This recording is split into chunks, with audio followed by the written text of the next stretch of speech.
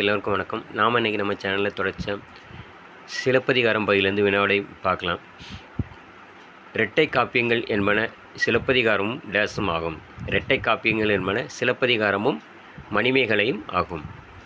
அடுத்து Silappatikaram Manimekalai days Valayapathi days என்பன ஐம்பெருங்காப்பியங்கள் ஆகும். சிலப்பதிகாரம் மணிமேகலை சீவக சிந்தாமணி வளையாபதி குண்டலகேசி என்பன ஐம்பெருங்காப்பியங்கள் ஆகும். அடுத்து சிலப்பதிகாரத்தை இயற்றியவர் இளங்கோவடிகள். சிலப்பதிகாரத்தை இயற்றியவர் இளங்கோவடிகள். தமிழில் தோன்றிய முதல் காப்பியம் சிலப்பதிகாரம். தமிழில் தோன்றிய முதல் காப்பியம் எதுனா சிலப்பதிகாரம். சிலப்பதிகார உரையாசிரியர் அடியார்க்கு நல்லார். சிலப்பதிகார உரையாசிரியர் அடியார்க்கு நல்லார். இளங்கோவடிகளின் தந்தை பெயர் இமயவர்மன் நெடுஞ்சேரலாதன். இளங்கோவடிகளின் தந்தை பெயர்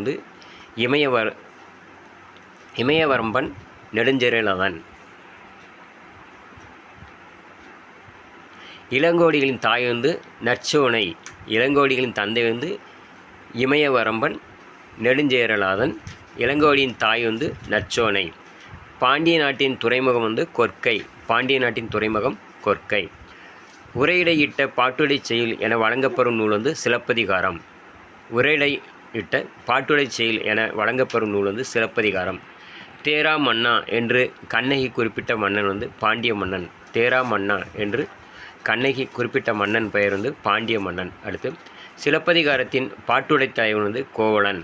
சிலப்பதிகாரத்தின் பாட்டுடை தலைவன் கோவலன்.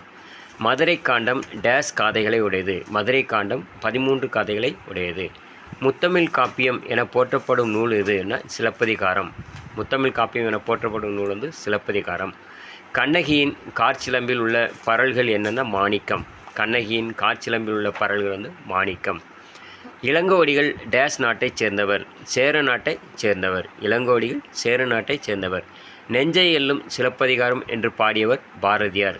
நெஞ்சை எல்லும் சிலப்பதிகாரம் என்று பாடியவர் பாரதியார். சிலப்பதிகாரத்தில் உள்ள காதைகள் மொத்தம் 30. சிலப்பதிகாரத்தில் உள்ள காதைகள் 30. காவிரி நாடன் என்று அழைக்கப்படும் மன்னன் யாருன்னா சோழ மன்னன். காவிரி நாடன் என்று அழைக்கப்படும் மன்னன் சோழ மன்னன். சிலப்பதிகாரத்தின் காவிய தலைவன் கோவலன். சிலப்பதிகாரத்தின் காவிய தலைவன் கோவலன். புல் என்பதன் பொருள் பறவை. புல் என்பதன் பொருள் பறவை. அறுவர்க்கு இளைய நங்கை யாருன்னா பிடாரி. அறுவர்க்கு இளைய நங்கை பிடாரி. சிலப்பதிகாரம் எனும் தொடர்ந்து டேஸ் என பிரியும். சிலம்பு கூட்டல் அதிகாரம் என பிரியும். சிலப்பதிகாரம் எனும் தொடர்ந்து டேஸ் என பிரியும். சிலம்பு கூட்டல் அதிகாரம் என பிரியும்.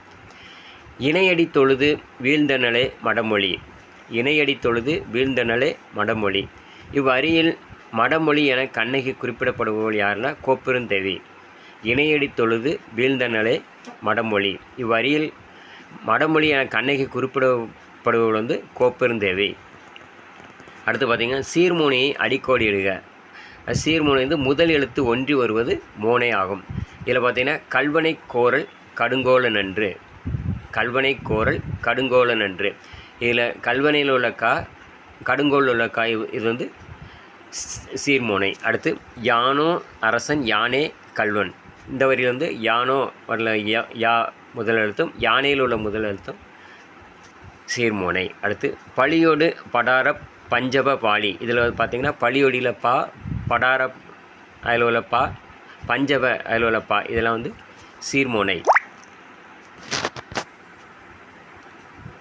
தாழ்ந்த குடையன் தளர்ந்த செங்கோலன். தாழ்ந்த குடையன் தளர்ந்த செங்கோலன். தாழ்ந்தல வர்ற தாவும் தளர்ந்தல வர்ற தாவும் மோனை. அடுத்து மன்னவன் மயங்கி வீழ்ந்தனனே. மன்னவனில் வர்ற மா, அடுத்து மயங்கியில் வர்ற மா, இது சீர்மோனை. சேனல் முழுமையாக ஸ்கிப் பண்ணாமல் பாருங்கள். நம்ம தொடர்ச்சியாக நாளைக்கும் தமிழ் வினாவிடை பகுதியில் தொடர்ச்சியாக பார்க்கலாம்.